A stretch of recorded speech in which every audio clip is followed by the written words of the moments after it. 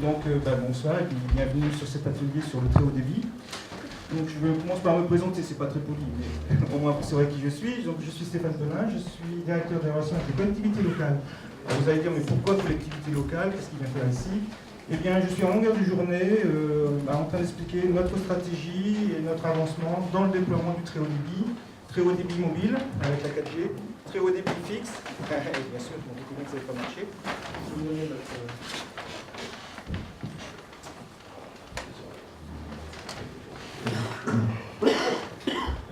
Donc, ce que je disais, c'est que je suis directeur de la recherche des collectivités locales et je parlais donc de sur notre aménagement de territoire.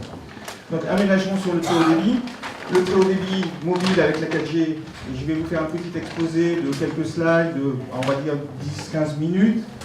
Je m'arrêterai ensuite pour vous écouter et répondre à vos questions si vous en avez. Ensuite, je vais vous parler du très haut débit fixe, c'est-à-dire le FTTH, ce qu'on appelle le fiber to the home, la fibre jusqu'à la maison. Je suis entouré aujourd'hui de Christophe Sich, qui est notre directeur de projet innovant, parce que dans la deuxième partie, nous allons vous présenter quelques usages. Et donc nous avons aussi avec nous quelques ambassadeurs qui vous feront des démonstrations, qui vont vous montrer ce que c'est un réseau de fibre optique en miniature et quelques usages de la 4G.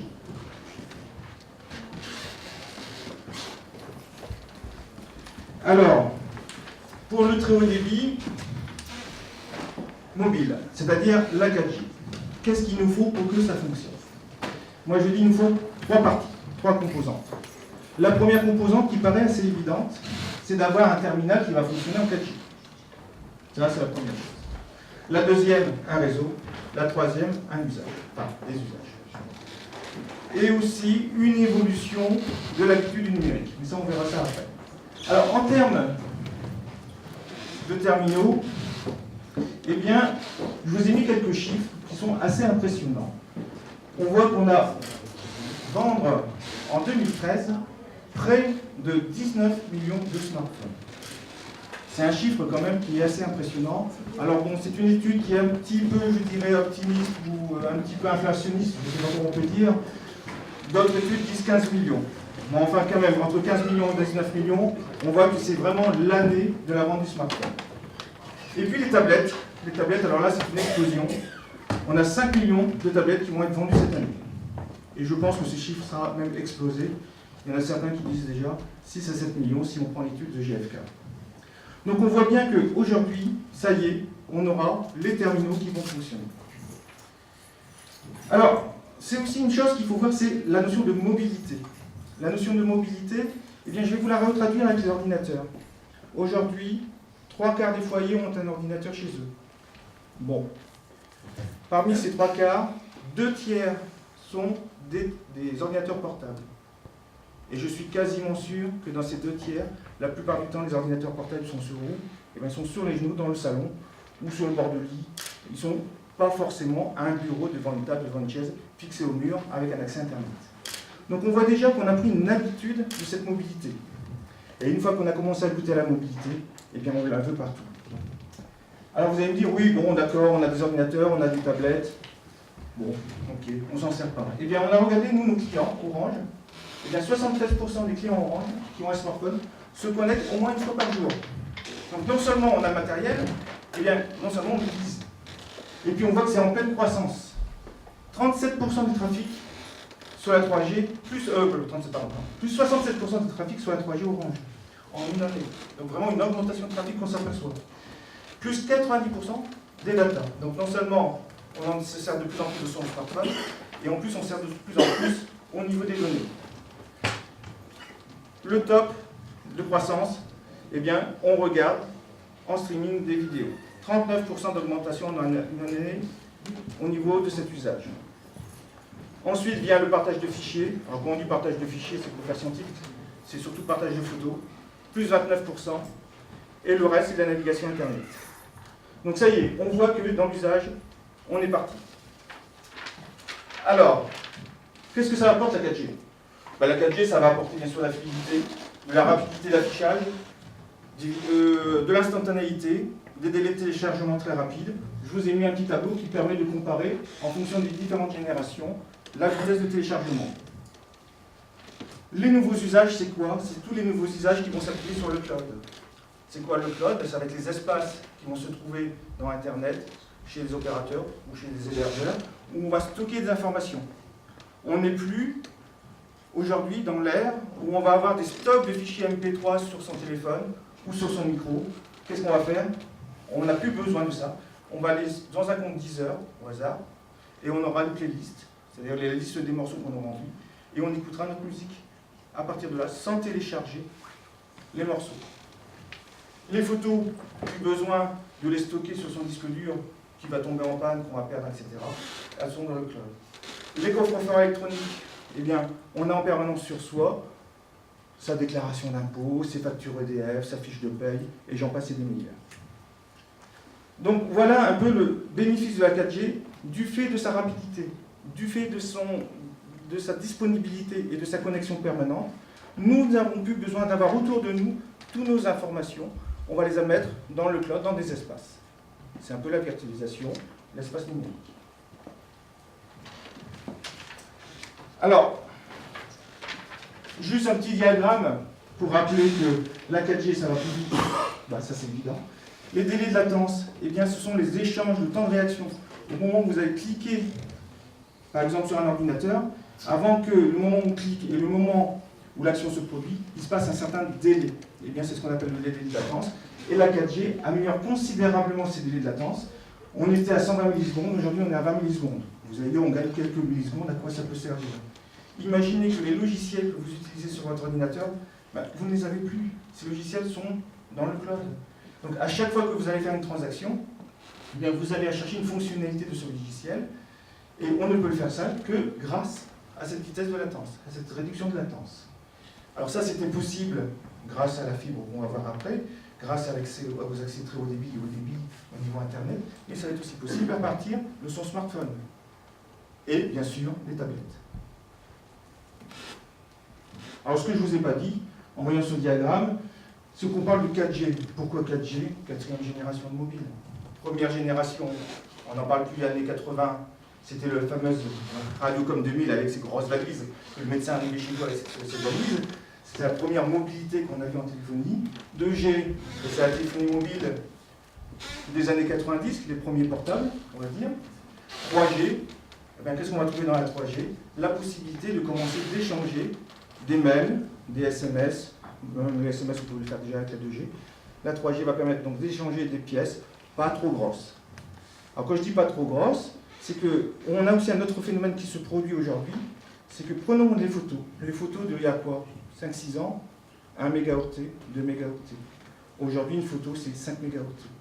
Donc il faut aussi plus de débit pour ne cesse de transporter la même photo prise aujourd'hui. Alors je vous ai parlé de devices, enfin des terminaux, je vous ai parlé des usages. Qu'est-ce qui nous manque aujourd'hui maintenant? Le réseau. Eh bien qu'est-ce qui se passe? Eh bien tous les opérateurs actuellement sont convaincus de ce déploiement de ce réseau, de cette nécessité. Et Orange a pour objectif fin 2013 à atteindre une couverture de 40% de la population française. Il n'y a ne cesse qu'au mois de juin, on était avec un objectif de 30%. Donc vraiment là, on voit qu'avec l'explosion du trafic, avec l'explosion des usages, eh bien, il faut que les réseaux suivent, et c'est pour ça qu'on accélère. Alors, c'est bien de dire 40% de population. Moi, je dis, ben voilà, en avril 2013, 15 agglomérations couvertes, 50 villes couvertes. Aujourd'hui, puisque j'ai mis fin septembre, on va dire, aujourd'hui, 70 agglomérations couvertes, et plus de 500 villes, donc on doit être à 513, 520 villes. Alors, je vous ai donné la vision, je dirais, au niveau national. Au niveau local, eh bien c'est pareil. En septembre 2013, on a 58 villes qui sont ouvertes en centre-est.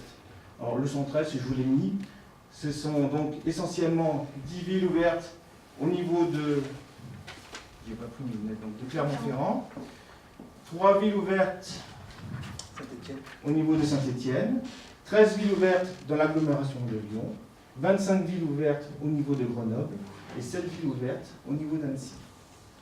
Alors, il faut bien arrêter la notion de ville ouverte.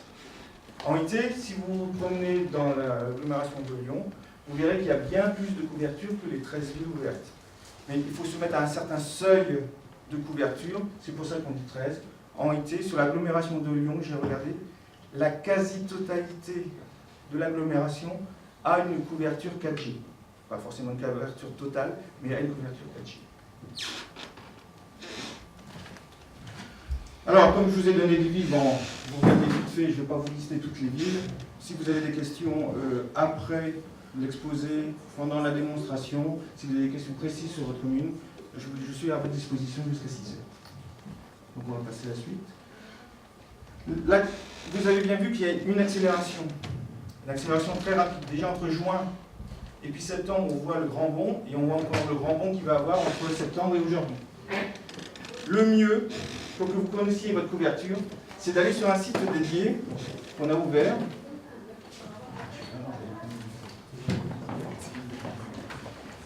Alors c'est un site qui s'appelle trèshautdébit.orange.fr, réseau couverture nationale.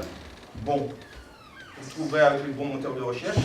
Vous allez avoir la carte de France, vous tapez votre adresse, vous allez avoir une carte qui se ressemble à gauche, pas très lisible en projection ou sur un écran, il n'y a aucun problème. Et vous allez connaître la couverture 4G. En zoomant, vous pourrez descendre jusqu'à la rue, en sachant que ce sont bien sûr des couvertures théoriques, puisque vous voyez c'est des rectangles, mais ça vous donnera bien une très bonne approche de savoir si votre logement est couvert ou si votre quartier est couvert. Pour finir, non pas pour finir, mais juste pour faire un point, aujourd'hui j'ai voulu quand même mettre deux comparatifs. On a eu un comparatif qui est sorti sur UFC Que Choisir, où Orange est classé numéro 1 en termes de couverture 2G, en termes de couverture 3G et en termes de qualité. Je vous ai parlé beaucoup de couverture, mais il n'y a pas que la couverture. C'est pas parce que vous avez des barrettes sur votre téléphone que vous pouvez téléphoner, pour faire très simple. Il y a aussi la notion de disponibilité de réseau, notion de débit du réseau.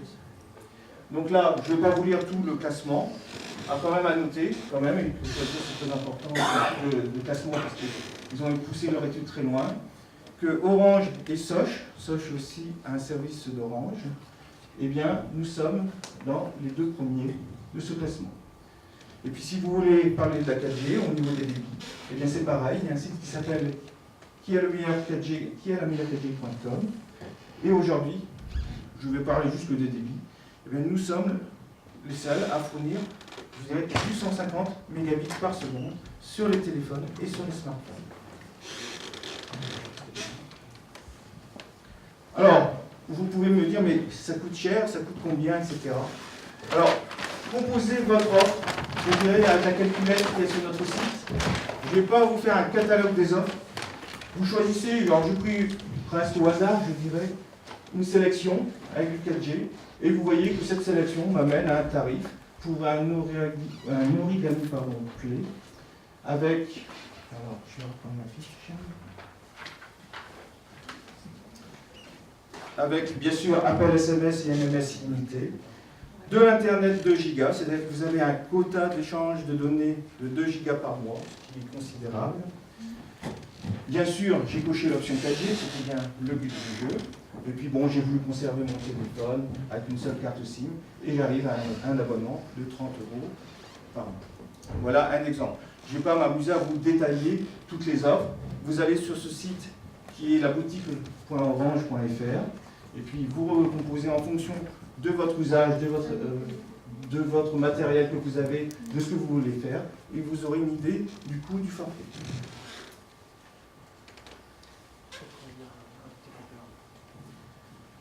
Il y a... Je vais juste apporter un petit complément, puisque vous êtes des actionnaires, vous n'êtes pas là aujourd'hui. Donc la 4G, quand on en parle, notamment les opérateurs aujourd'hui, on pense forcément très grand public. Vous, ce qui vous intéresse aussi, c'est de l'avenir de la société Orange, j'imagine, à travers le déploiement des réseaux et la stratégie de déploiement des réseaux. Je ne vais pas nous abrosser un très bon portrait sur le grand public, qu'est-ce que c'est que la 4G, etc. Il faut voir qu'Orange s'intéresse aussi à l'explosion des usages qu'il y a derrière. Et on a l'habitude de dire qu'il y a deux volets dans la 4G qui vous intéressent et qui vous intéressent pour l'avenir. Il y a bien sûr tout volet individuel, c'est-à-dire moi, ma famille à la maison, tous les usages supplémentaire que je vais pouvoir avoir, la fluidité, plus de télé connectées à la maison, plus d'ordinateurs connectés, mon téléphone, ma tablette, mon PC, mes enfants, etc. Et puis les 3 télés dans les chambres différentes, etc. Et ça, c'est un vrai volet. Et vous avez vu que là-dessus, Orange est plutôt le numéro 1, pour pas dire le numéro 1, sur la 4G sur les plans aujourd'hui. Et comme l'a dit Stéphane, il y a 4G et 4G. La nôtre, elle est parfaitement aboutie. Et ce qui nous permet d'enchaîner sur un deuxième volet, c'est le volet plutôt professionnel et usage auprès des collectivités. Aujourd'hui, tout le monde a entendu parler de la télémédecine. D'accord ? Le maintien à domicile des personnes âgées, c'est un sujet qu'Orange investit très fortement. Les diagnostics entre 2 médecins dans des hôpitaux à distance. Voilà. Pour vous donner un meilleur exemple, on travaille beaucoup avec les pompiers, avec les SDIS, typiquement, à des solutions pour filmer en temps réel le tas des opérations. Et remonter les images au PC sécurité qui permet de prendre les bonnes décisions. Et ça, c'est possible avec de la 4G aujourd'hui. La voiture du futur, la voiture de demain, la voiture connectée, c'est aussi un champ Orange Explore. Ça va se faire à travers la 4G. Et on en est qu'au début des usages. Dans toutes les activités de tourisme, la 4G aussi sera au premier plan pour pouvoir télécharger des fichiers lourds, des vidéos, des photos, du streaming, de la réalité augmentée. Vous en avez entendu parler aussi. Quand je suis sur le site, je prenais son téléphone et puis j'ai des informations enrichies sur mon environnement. Je vous conseille de le faire pour les travaux. C'est vraiment excellent à Lyon, par exemple.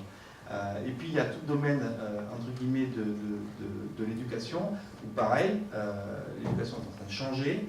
Vous avez entendu parler hier à la radio le ministère qui parlait des fameux MOOC, c'est-à-dire les cours que les étudiants vont chercher sur Internet, avec des vraies questions. Derrière, c'est demain, est-ce que les universités seront fréquentées par les étudiants comme aujourd'hui, ou est-ce qu'ils seront chez eux, d'ailleurs, ou chez la copine, ou chez leurs parents, avec leur tablette, tranquillement, connectés en 4G, ils suivront le cours du MIT aux USA et pour avoir un diplôme certifié USA, par rapport au diplôme de la fac de Lyon d'à côté. Donc tout ça, c'est des sujets où Orange est présent, Orange investit. On a 5000 chercheurs qui travaillent aux côtés des industriels, des startups. Voilà. On travaille beaucoup en co-innovation sur les usages avec ces startups et c'est tout ce qui constituera entre guillemets la richesse de l'offre pour Orange demain. Donc ne voyez pas que la 4G, pitié, ne voyez pas que la 4G sur le grand public, mon gosse va jouer plus vite à son jeu en réseau. Il y a aussi tout un tas d'usages très sérieux, les collectivités locales en premier, le monde de l'éducation, le monde des entreprises, les chambres de commerce et d'industrie, on travaille beaucoup avec eux aussi, on travaille sur les magasins du futur, pour faciliter la fluidité des commerçants, sur l'encaissement, etc., le téléphone sans contact. Et tout ça, ce sont des usages qui vont être drainés par la 4G. Et je pense que vous avez aujourd'hui en face de vous un opérateur qui est plus que engagé dans cette voie et qui garde sa capacité d'innovation et encore pour longtemps. Donc je laisse enchaîner sur la partie FTTH. Oui, quand on parlait de 4G, et 4G et 4G, on ne va pas faire des comparatifs, c'est pas le lieu pour le faire, mais je vous ai parlé de 40% de couverture objectif fin d'année. On pourrait se poser la question, pourquoi ne pas aller tout de suite à 100%, quelle est la problématique, etc. Notre déploiement va s'effectuer, je vais faire un tout petit peu de technique pour vous expliquer que nous avons une différence très notable par rapport aux autres opérateurs, c'est le débit.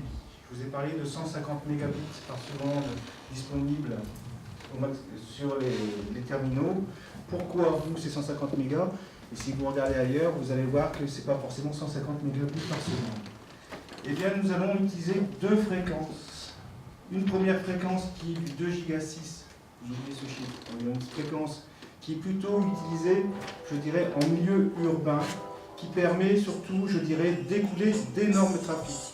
Et on va faire une deuxième couverture au-dessus, à 800 MHz, voilà, proche du GSM, hein, si vous vous souvenez du GSM, c'est 900 MHz, qui a un autre avantage, c'est de pouvoir avoir des ondes qui s'étendent très loin, donc de faire de la bonne couverture, d'avoir de l'uniformité, mais aussi en même temps qui pénètre bien dans les bâtiments, qui permet donc de faire une couverture intérieure.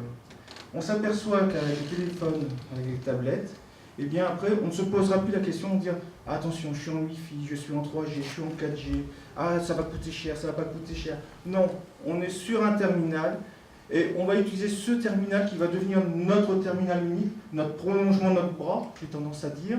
Et bien, qu'on soit dans la voiture, qu'on soit dehors, ça sera toujours le même.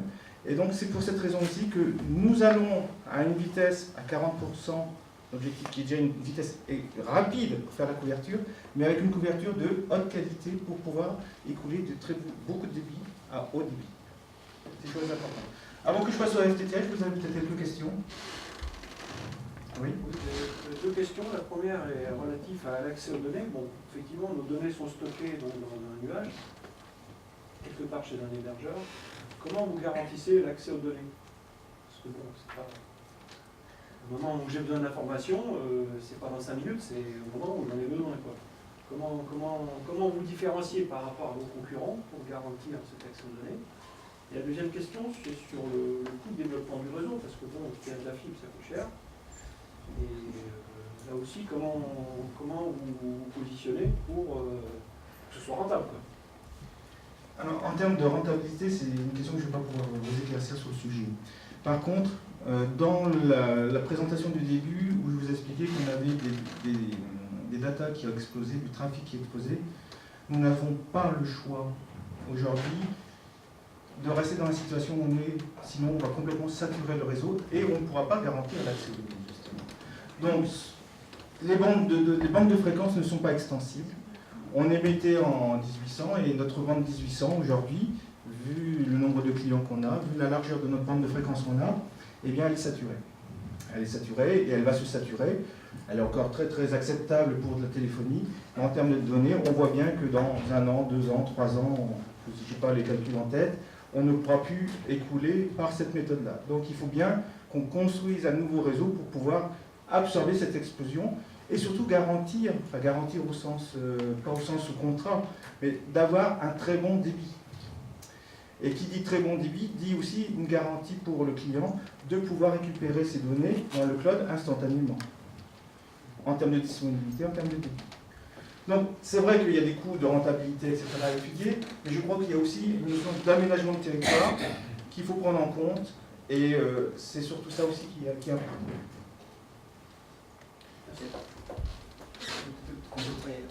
Peut-être un complément aussi, Orange réfléchit déjà au réseau du futur, mais quand je dis du futur, c'est plutôt à 10 ans.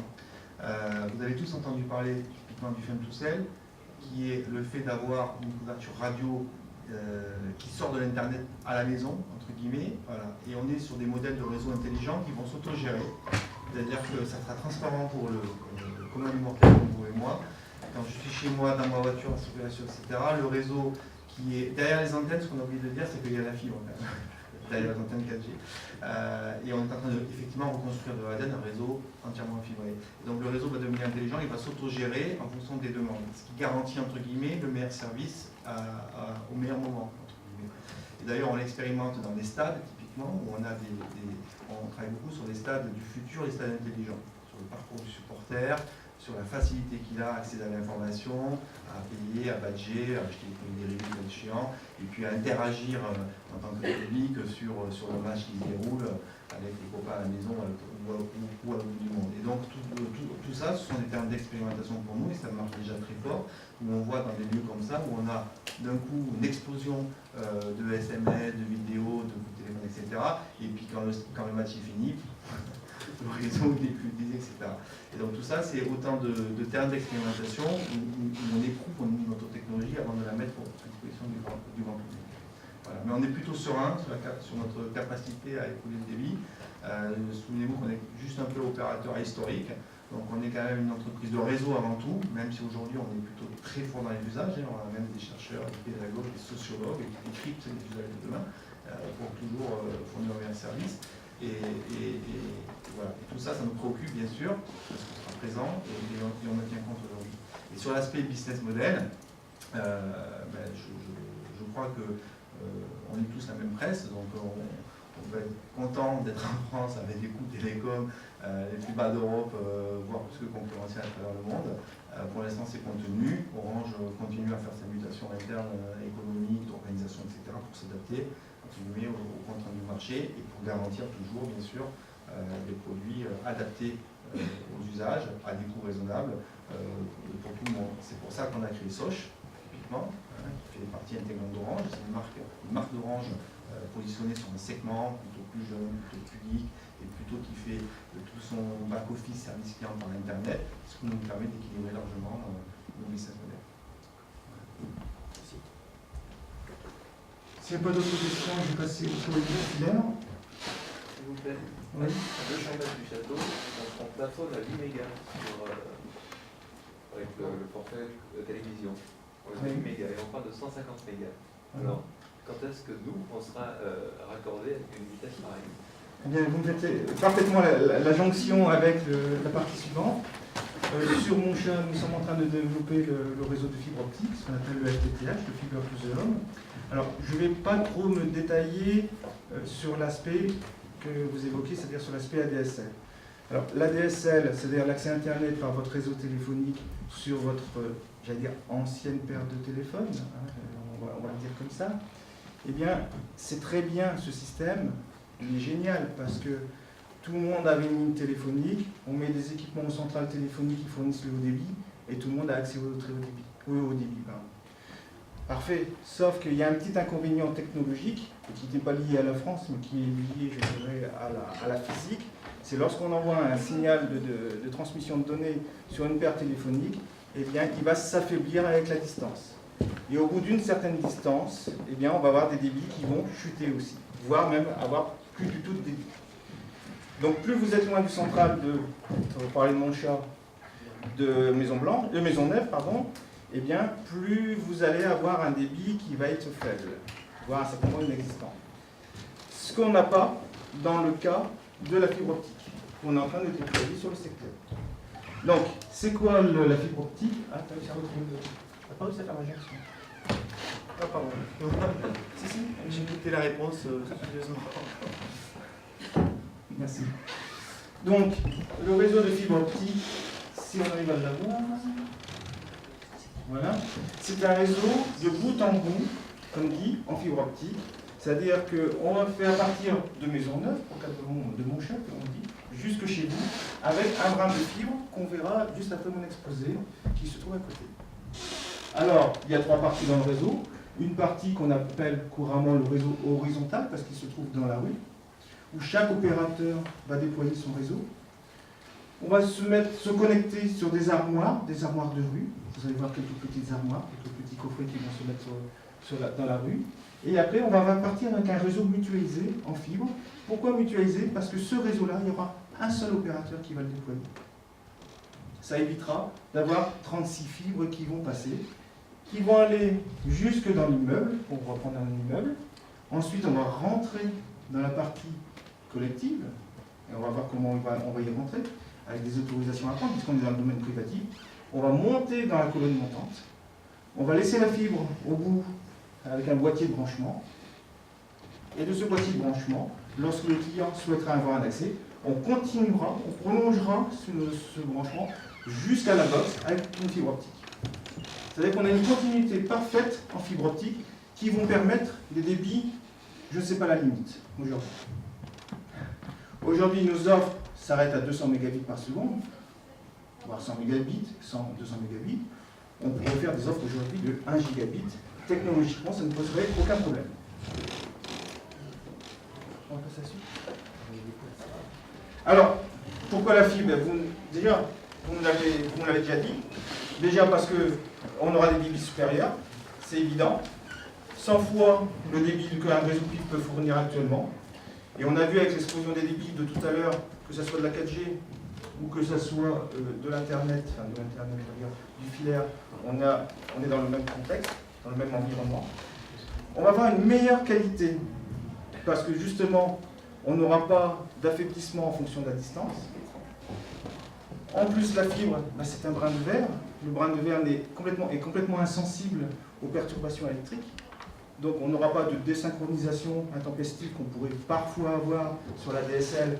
Lorsque votre box s'arrête, elle commence à se mettre à clignoter dans tous les sens. Elle cherche à se resynchroniser avec l'équipement qui se trouve dans le central téléphonique. Dans le cas d'une fibre, c'est très très rare, donc on n'en a pas. Et puis surtout, on a des débits remontants qui sont très importants. Dans notre offre à 100 mégabits par seconde ou 200 mégabits par seconde, nous avons des débits remontants de 50 mégabits par seconde. Donc vous imaginez que lorsque vous avez des photos et que vous voulez les stocker dans le cloud, dans votre espace client, quand vous avez du 50 mégabits, c'est quasiment instantané. Ça ne sert plus à rien d'avoir vos photos sur des disques durs chez vous, que vous n'allez pas retrouver, que vous allez perdre, qui vont tomber en panne.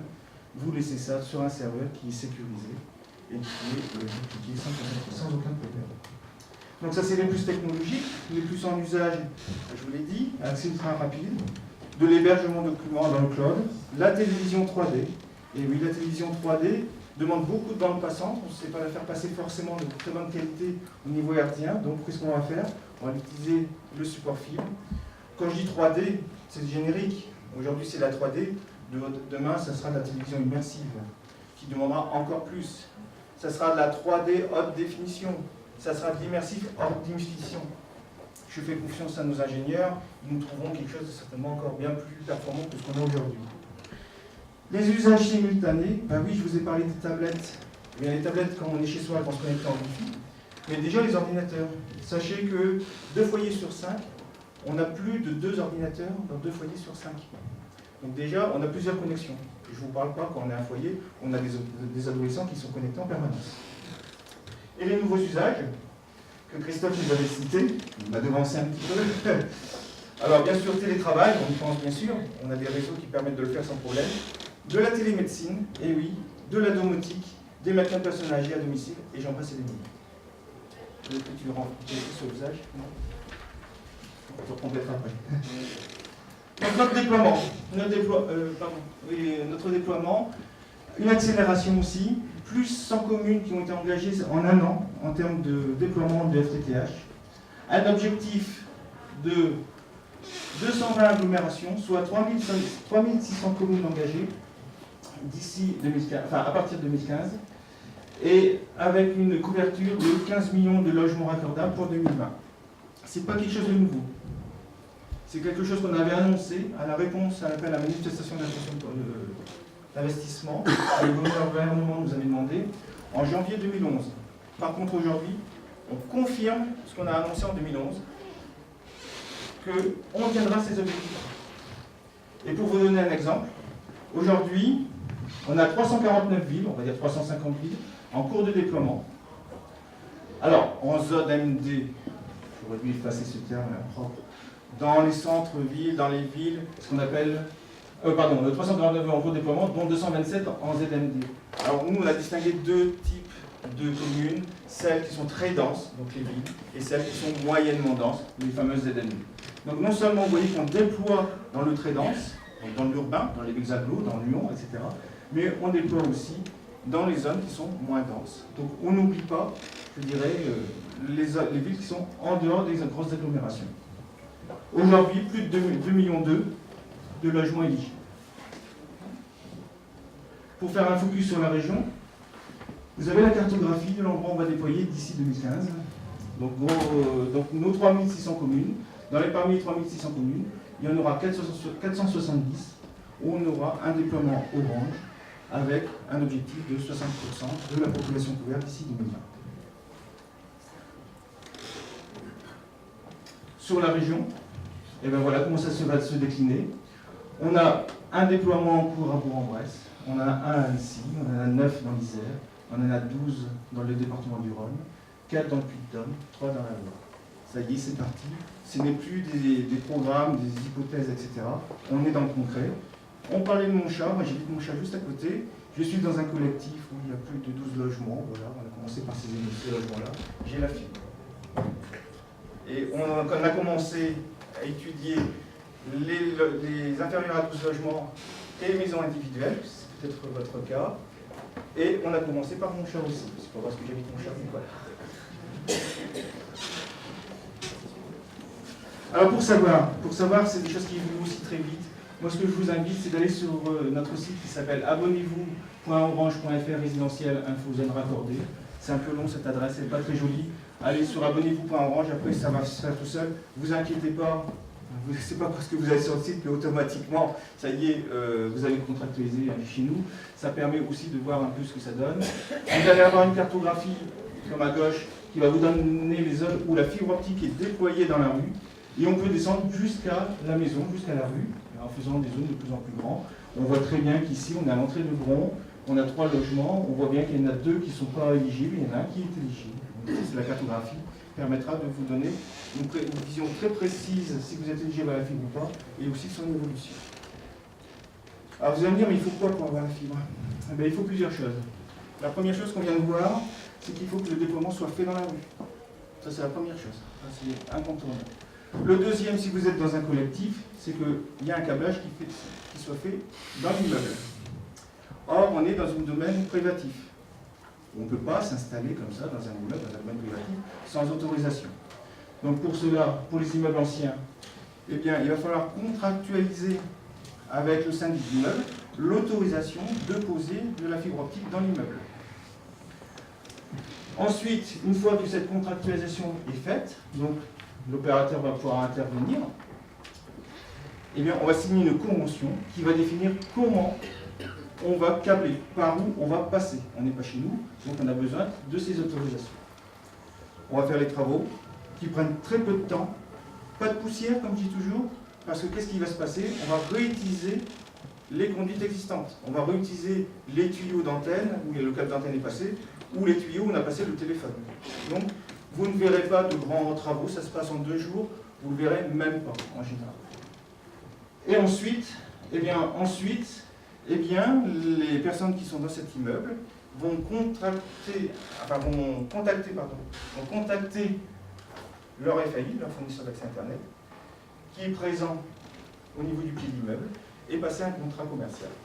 Et à ce moment-là, il ne restera plus que la dernière partie à câbler, qui sera faite par le FAI. Pour les immeubles neufs, à partir du permis de construire d'avril, je n'ai pas mis l'année 2012, eh bien ces immeubles sont automatiquement fibrés. Donc il n'y aura pas cette démarche où il faut demander au syndic l'autorisation de l'implanter une fibre.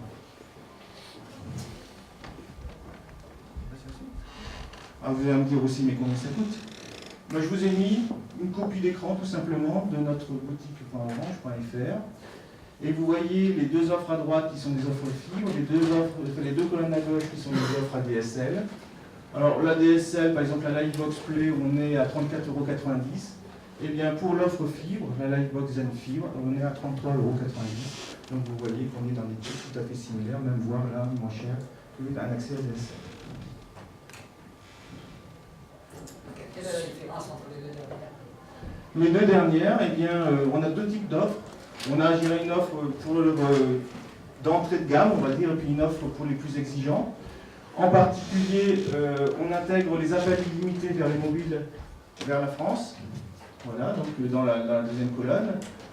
On a un enregistreur, c'est-à-dire qu'au moment de quand vous regardez la télévision par la DSL, enfin par la DSL, c'est aussi par la DSL, par la fibre, on va dire, eh bien, vous pouvez aussi enregistrer des programmes via votre box.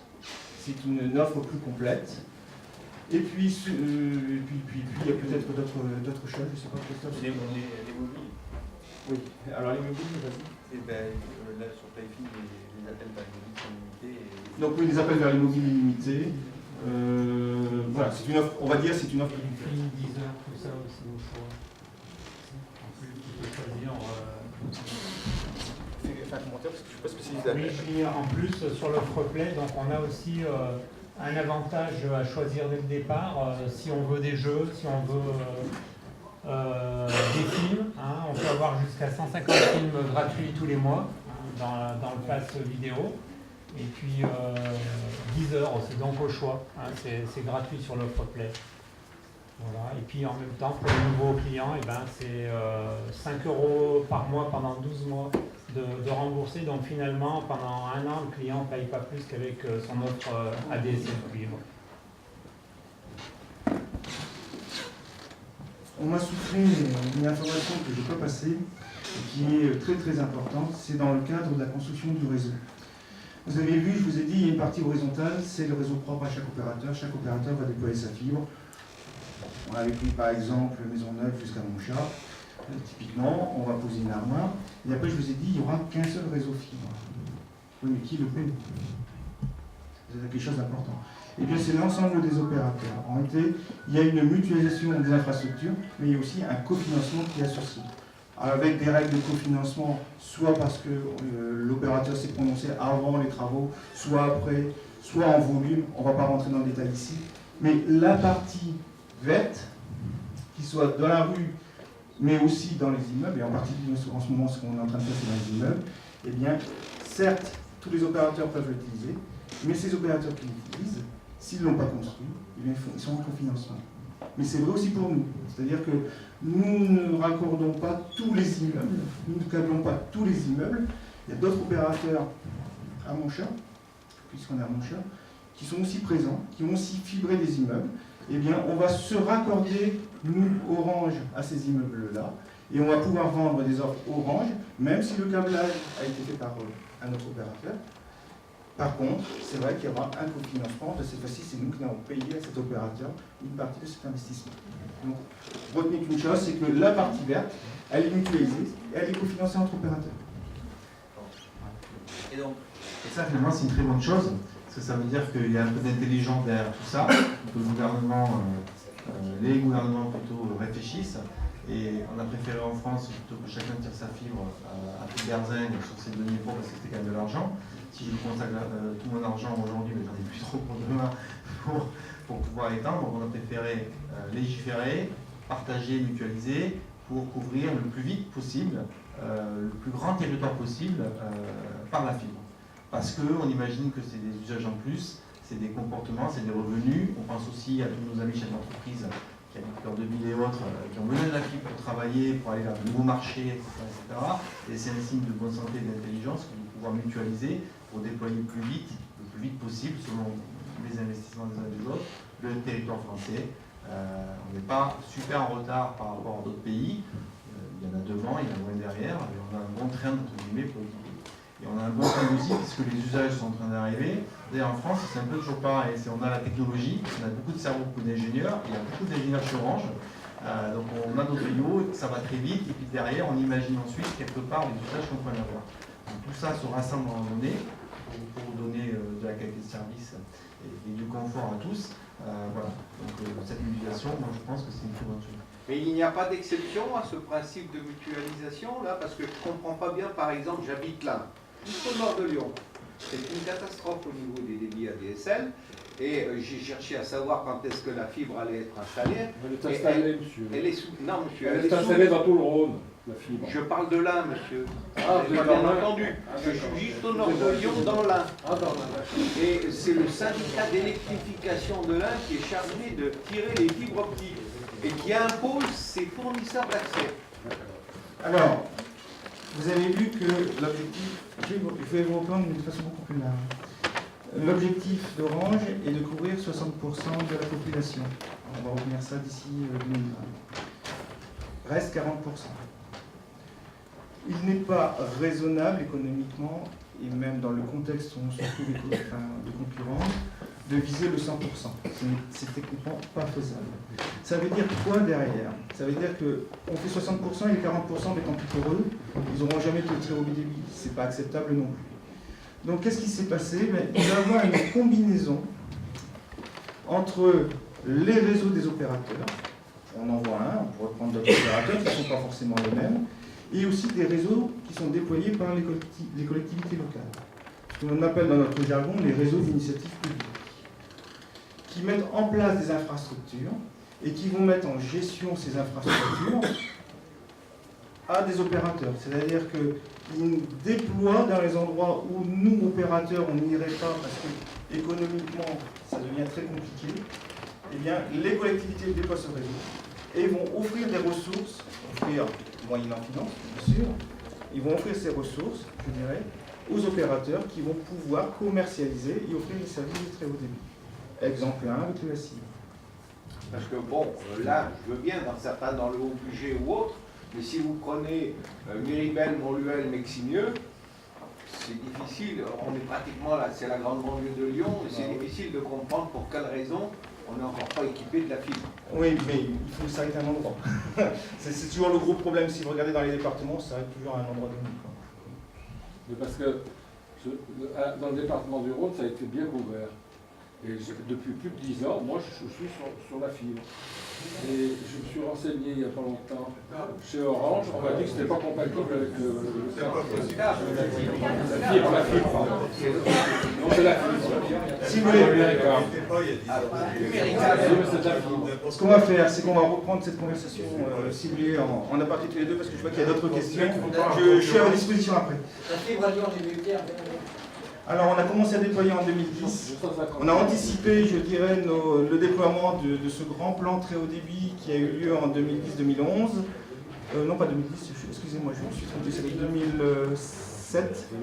J'ai eu un trou. On a commencé en 2007 le centre de Lyon, et là, on est en plein déploiement. Voilà. Je vais peut-être jeter un caillou dans la mare, mais vous nous parlez de 4G, vous nous parlez de fibre optique. Oui. Comment se fait-il qu'il faille sortir dans certaines zones rurales, aller au bout de son jardin pour essayer seulement d'avoir la 3G? Il faut qu'on mène tout de front.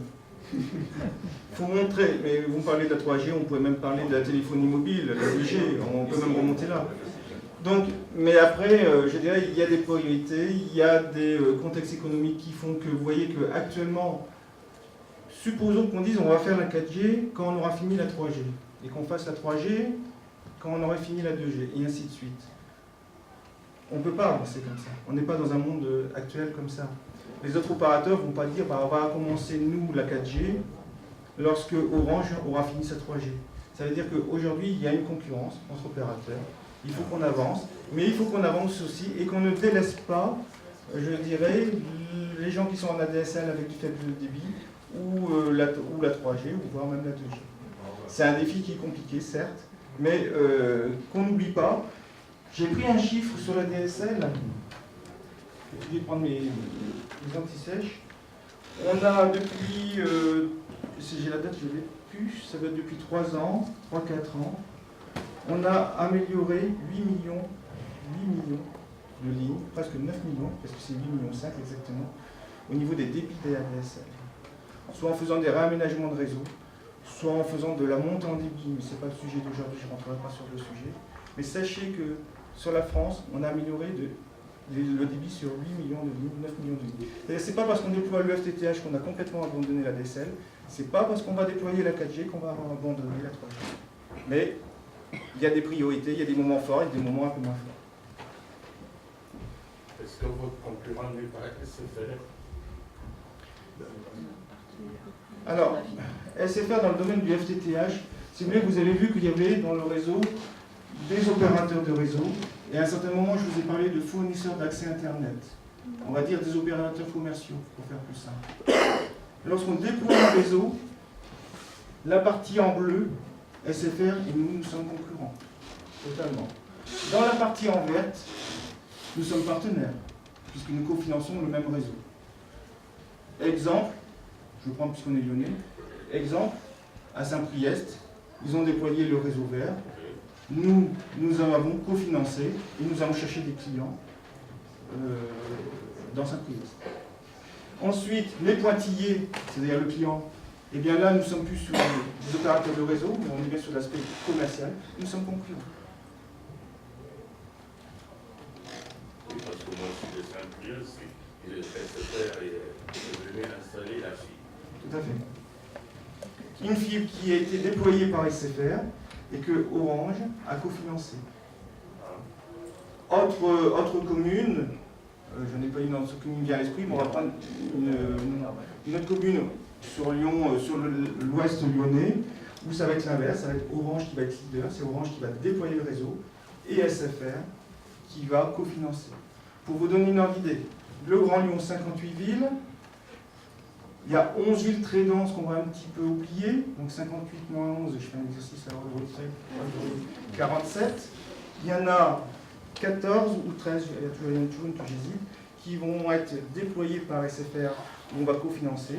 Et le reste, en fait le calcul, qui va être inverse, c'est-à-dire c'est Orange qui va déployer et c'est SFR qui va cofinancer. Et la commune véritable. Alors, c'est vrai que je vous ai parlé FTTH. FTTH, c'est de la fibre de bout en bout. Numérica est dans une autre technologie qui amène de la fibre, qui part de la fibre jusqu'au pied de l'immeuble, on va le dire comme ça, qu'on pourrait presque dire à l'armoire rouge, en quelque sorte sur mon schéma, et après réutilise les câbles coaxiaux, les câbles d'antenne de télévision. C'est une autre technologie, c'est une technologie qui est un peu plus ancienne que le FTTH, c'est un choix stratégique qu'ils ont fait. L'inconvénient dans cette technologie, c'est que nous, opérateurs FTTH, on a parlé du SFR, on a parlé d'Orange, on va en citer d'autres, nous ne sommes pas compatibles dans ces technologies entre nous. C'est-à-dire qu'on ne sait pas très clairement interconnecter du FTTH avec du réseau qui n'est pas du FTTH. Donc on se retrouve dans certains immeubles, je regarde toujours monsieur mon chat, cher voisin, eh bien nous nous trouvons avec du câblage numérical et du câblage SFR ou Orange. On a les deux cas de figure. Est-ce qu'il y aura un coût de raccordement pour les maisons individuelles? Il y aura un coût de raccordement pour les maisons individuelles, ce qui me permet de dire que j'ai oublié de vous dire une chose, c'est que le câblage qui est fait à l'intérieur de l'immeuble, je vous ai dit qu'on parlait de câblage, il est pris en charge par l'opérateur qui va faire les travaux, c'est-à-dire c'est ni le syndic, ni bien sûr les propriétaires, ni les locataires, ni les utilisateurs au sens large qui vont payer, c'est bien les opérateurs. Le raccordement pointillé dans les immeubles, je précise bien dans les immeubles, il est pris en charge par le FAI. Donc il n'y a pas de coût de câblage. Par contre, pour les maisons individuelles, oui, il y aura un coût de prise en charge. Et le coût, ça va de combien? 150 € pour les maisons quand ça rentre en souterrain et 200 € s'il faut rentrer par l'aérien.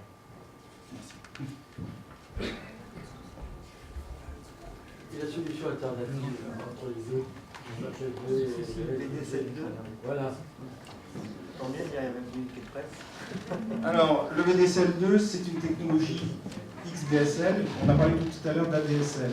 L'ADSL, je vous ai expliqué, il y a un équipement central téléphonique, on mettait des équipements haut débit sur les lignes téléphoniques, et hop, là, tout le monde avait le haut débit, sauf qu'il y avait des problèmes d'affaiblissement au niveau de la distance et donc des débits variables.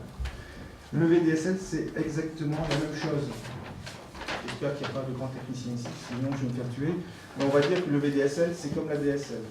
C'est le même principe, tout au moins. On va mettre des équipements dans les centres téléphoniques, c'est ce qu'on est en train de faire actuellement, et puis ça va permettre d'avoir des débits supérieurs. Comme on est sur une paire de piles, vous devinez bien, la contrepartie, c'est qu'on va avoir un affaiblissement lié à la distance. Donc si vous êtes suffisamment proche du central téléphonique, le fameux NRA, le numéro raccordement d'abonnés, eh bien, vous allez pouvoir avoir bénéficié de débits de 15 à 50 mégabits par seconde, voire plus si on est vraiment à côté du central. Pour ceux qui avaient un débit de 8 mégabits par seconde, par exemple, le VDSL ne va rien vous apporter supplémentaire. Ce qu'il faut bien voir peut-être, c'est que rien ne s'oppose en fait. On est dans un univers, sur une planète, où les technologies évoluent tous les jours. Ils ont trouvé cette technologie VDSL l'année dernière, bonne nouvelle. Ça veut dire qu'une partie de la population qui pas très loin des centraux vont pouvoir avoir plus de débit, voilà. Mais que tout ça ne s'oppose pas à la fibre. Hein. La fibre, c'est vraiment un fil de lumière, je rappelle. C'est plus illimité aujourd'hui. Ce qu'on en fait aujourd'hui, on sait faire passer du 250 mégabits. Je rappelle que c'est du 100 mégabits il y a encore 2 ans. Hein. Donc vous voyez, en 2 ans, on a doublé. Peut-être que dans 2 ans de plus, on sera là et on se dira, ah, ben, tiens, on fait passer du 600 au 800, etc. etc.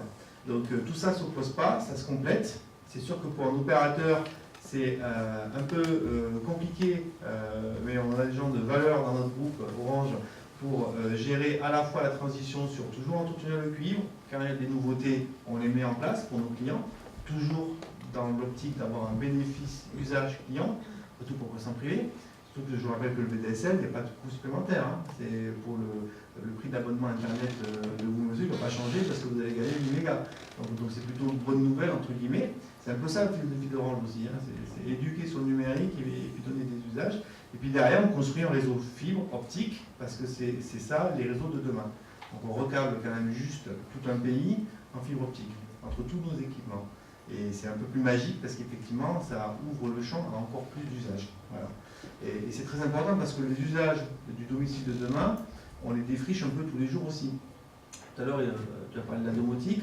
Vous avez tous entendu parler de la silver economy.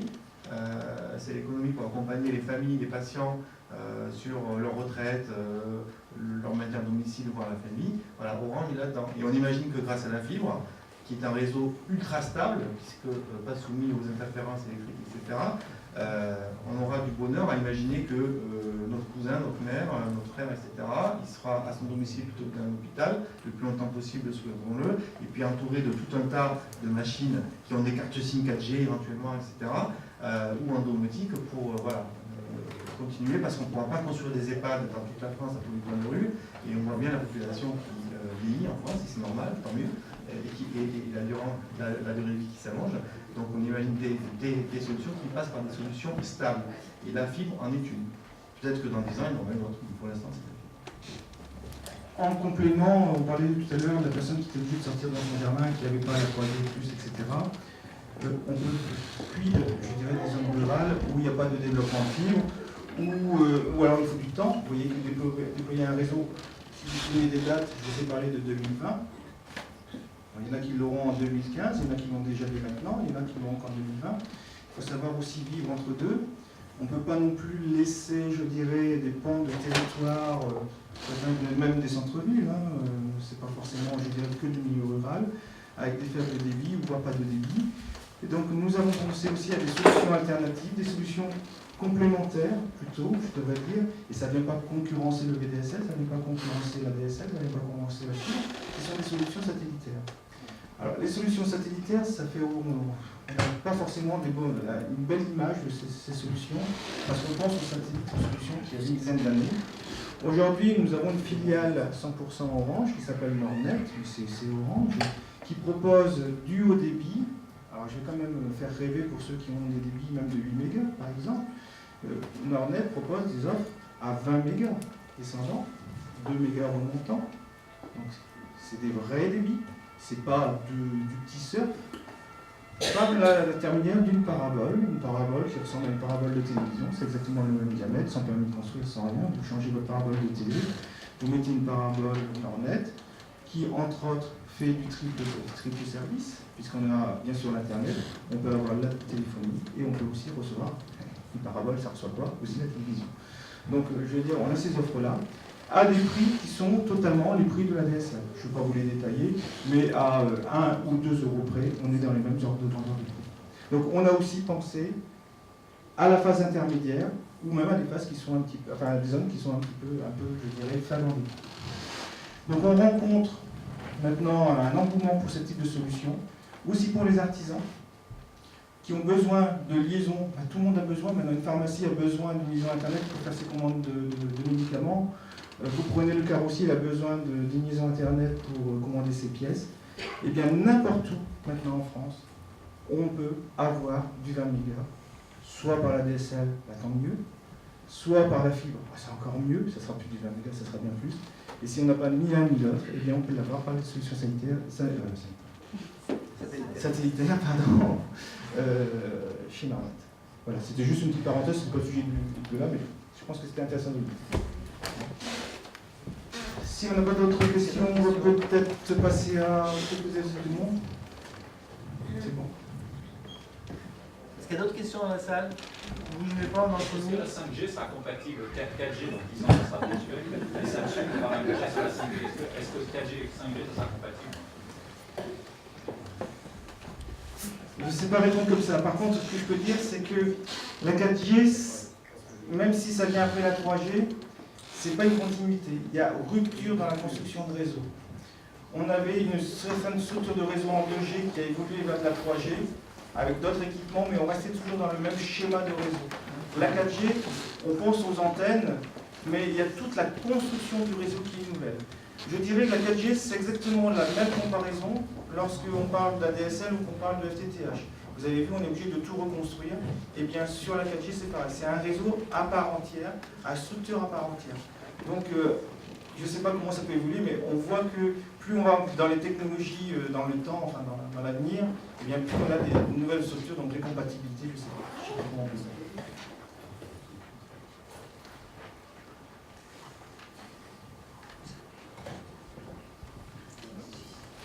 Oui, donc. À toi la main. Oui. Donc, ce qu'on vous propose maintenant, si vous n'avez plus question, c'est de vous faire des démonstrations. On va se lever. Pas de démonstration au tableau. Donc on a avec nous des ambassadeurs, on n'a pas précisé ce que c'était tout à l'heure. Les ambassadeurs orange, c'est Jean-Marc, c'est Bruno, c'est Patrick, qui sont des salariés d'Orange, qui font divers métiers chez Orange, et qui, sur leur temps de travail et leur temps libre parfois, parce qu'ils aiment la technologie, ils sont un peu geeks, et surtout ils aiment communiquer aux gens, c'est leur façon pour les télécoms, viennent montrer des usages, faire des démonstrations, répondre aux questions, etc. Donc je vous propose deux petits ateliers. De ce côté-ci à ma droite, Patrick, qui est là. Merci Patrick. Il nous a apporté, Patrick est un technicien, il nous a montré une maquette fibre. Donc ça vous permet de voir et de toucher la fibre, puis de repartir avec un bout de fibre. D'ailleurs, regardez, j'ai la fibre, aujourd'hui j'ai un papier de la fibre. Donc pour voir comment des équipements réseau, ce qu'il y a dans la rue, comment ça fonctionne et qu'est-ce qu'il y a chez vous. Alors pour vous, monsieur qui l'avez, ça va peut-être de réchauffer.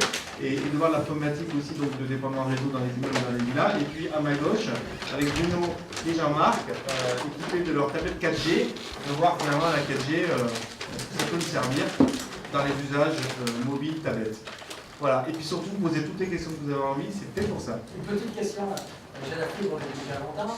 Là, j'ai vu la dernière offre de Rand avec le décodeur où on peut stocker les 240.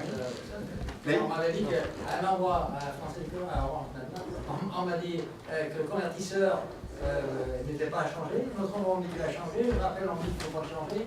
Le convertisseur d'arrivée de. Quel convertisseur? Comment? Qu'est-ce que vous appelez convertisseur? Le boîtier carré à côté de la.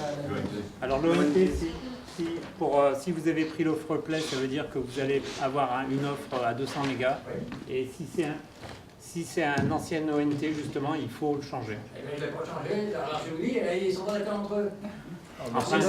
En principe, c'est les consignes nationales, hein, quand même. Moi, j'ai confiance en lui. Donc il faut que quelqu'un vienne chez moi pour. Oui, tout à fait, ouais, parce qu'il faut le reprogrammer, il faut lui donner un numéro qui va vous permettre d'être reconnu sur nos serveurs. À qui je demande pour avoir la bonne réponse, parce que finalement. Ils vous viennent vous le dire, réponse. Bah oui. Alors, comme on est entre nous et qu'on n'est pas nombreux, passez me voir tout à l'heure, je prendrai vos noms et vos numéros de téléphone, et puis on essaiera de s'arranger très vite sur tout ça. On va s'arranger même assez rapidement. Je vais lui donner le numéro de Saint-Etienne. D'accord. Voilà. L'avantage chez nous, c'est qu'on trouve toujours une solution. Non, c'est pas un 0800, c'est un numéro. Merci. Un numéro et puis, on vous attend pour les démonstrations. Merci, messieurs, dames.